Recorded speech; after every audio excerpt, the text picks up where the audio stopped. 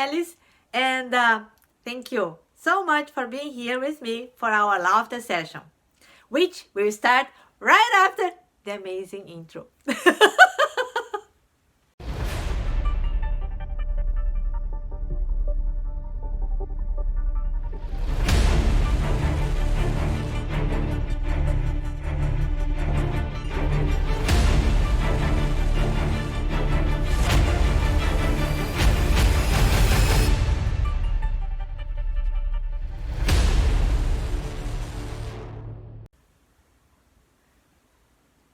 So, today I would like to talk about courage. I know that it was advertised and in so many movies, but it is true that courage is when you do what you have to do, even though feeling scared to the death. And I'll share with you that years ago, when I was married with my first husband, when I was 37 years old, I really wanted to be pregnant and have a baby.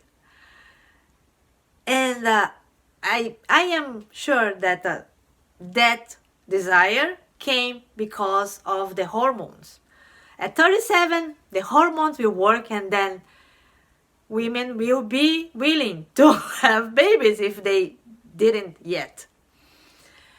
And I talked with my husband, and we tried everything, and then he said, okay, let's go to the doctor just to see if everything is okay with us. So we went. And then the doctor did all the exams and everything, and he came with the verdict that we were just fine. We were healthy, both of us. Everything was just fine. And then he looked specifically to me and he told me, you know, there is a study with women that wants to be pregnant and they cannot. They got so anxious that the fallopian tube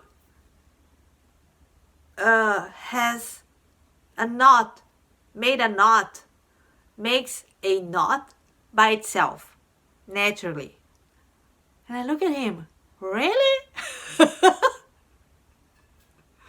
that bad? Yep. And then, in my mind, I was thinking,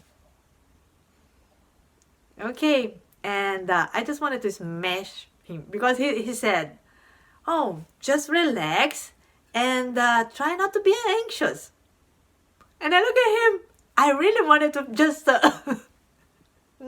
smash his face because I was willing to ask him, and what do you suggest, doctor? Not to be anxious. Because at that time, I was a pile. I was the anxiety personified, walking on this earth. And but I didn't ask that for him, and I didn't smack his face either.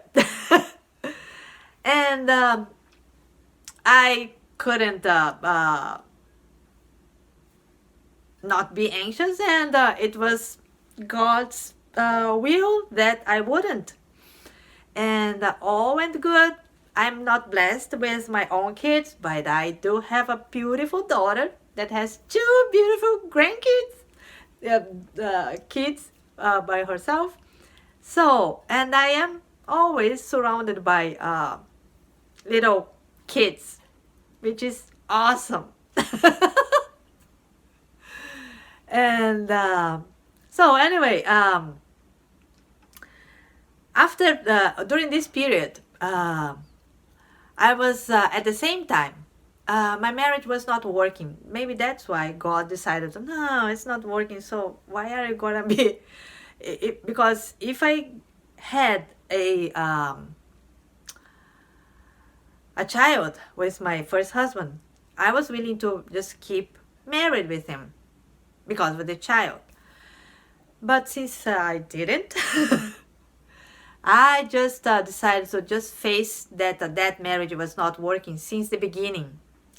We were meant to be just friends, good friends, and he just persuaded me to get married, and I just got married with him. I liked him very much. I loved him, but it was not meant to be marriage. It was meant to be just a very powerful friendship. And anyway, so I just wanted to get divorced, and I waited 2 years before talk with him about getting divorced. And during these 2 years, I cried a lot. And because of that pregnancy that was not happening, and also because I was willing to figure out and then get divorced, not divorced, and figuring things out. Besides, other things were happening also in our lives. And there was one night that I cried so loud. I screamed and I cried like there would be no other cry ever in my life. And when I did that, it released me from everything, from all the knots in my fallopian tube and all the knots that were in my heart, in my stomach. I was healthy, but and I kept smiling to everyone. My family didn't know that we were living in separate houses already. My friends neither. Only one friend I told her, but other than her, I didn't tell anyone because I was a coward. I didn't want to face that. I didn't want to start a whole explanation thing with my family and friends, so I just avoid that. And all of that were just with lots of knots inside of me. And when I cried that cry, a loud cry, it was, I felt so relieved. And this is my little thinking for today. For you, if you are facing any kind of issue, challenge, or anything, and you are crying here and there a little bit, just forget about little cries. Just cry big. Cry like a monster. Because it will be so relieving. No one meditation would be powerful enough to release what you have inside of you with, as it will do with a big, huge, monstrous cry. But you have to cry thinking that you are never gonna be cry again, ever. All that cry will be in that cry. And when you do that, you will feel so free. And because December is the month that everyone is preparing for a new year with new hopes and decluttering everything and cleaning the house and cleaning the heart also is important. So just cry today. Just take today, but you have to cry like never did before. Otherwise, it's gonna be just a little one, and then you will cry again and again and again. No, just has to be a definite one, an enclosure cry. I hope you can do that today for yourself. And we will go for our laughter session before that. Then you can cry all you want.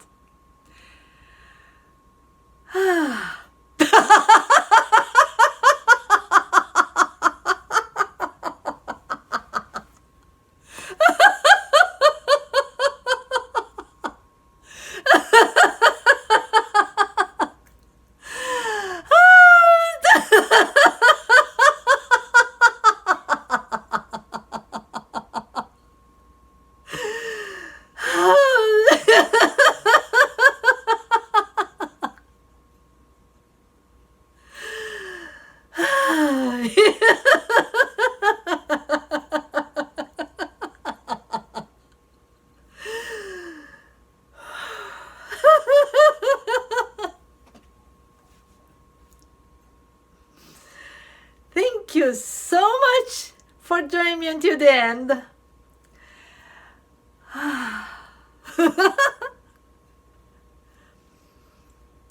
I do hope that you cry a lot. The best cry ever. And the whole thing. Don't leave anything behind to cry. Just cry everything today.